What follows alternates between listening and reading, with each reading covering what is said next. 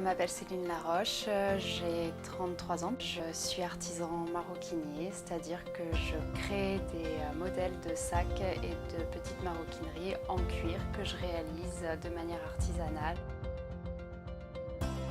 Je me suis mise à explorer différentes matières pour voir laquelle me touchait le plus.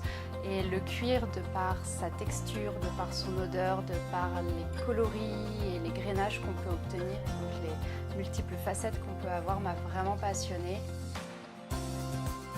Ça n'a pas été forcément facile parce que déjà je venais d'un autre métier et qu'une reconversion n'est pas toujours simple à faire. J'ai eu la chance de passer par une couveuse d'entreprise. J'avais très envie d'explorer mon côté créatif, de pouvoir créer des nouveaux modèles et pas juste de recopier des choses qu'on me demande de faire. Pour moi, c'était très symbolique d'appeler ma marque les Cuirs de Lune. Je suis allée chercher à l'origine de mon prénom. Donc Céline, l'origine, c'est les Sélénites, les habitants de la Lune.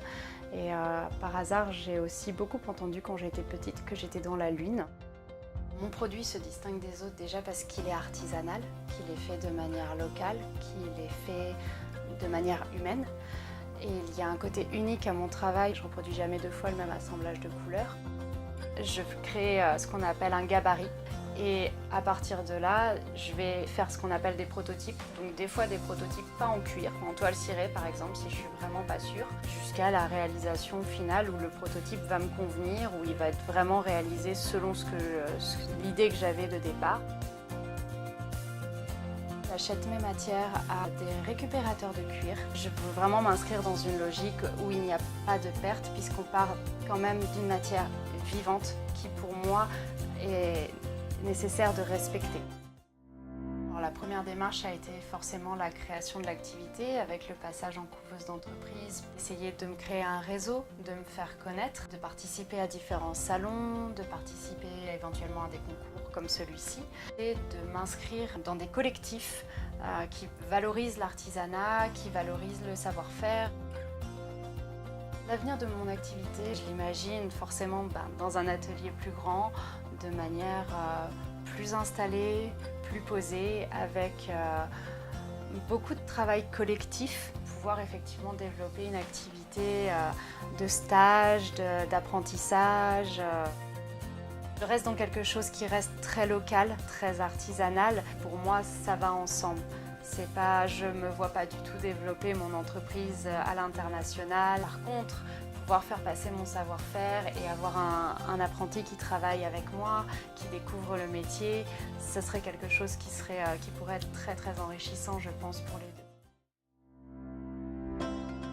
Si on sait bien s'entourer et si on sait ouvrir son réseau et être à l'écoute des conseils qu'on peut nous apporter et du soutien qu'on peut nous apporter, ça peut être une expérience géniale.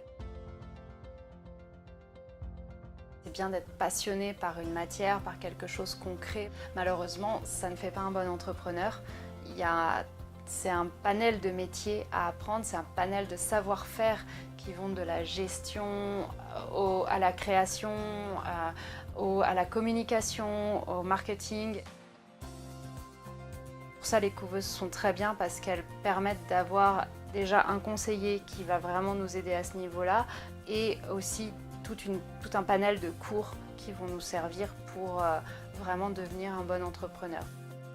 Une fois que le métier d'artisan est appris, il faut vraiment apprendre le métier d'entrepreneur.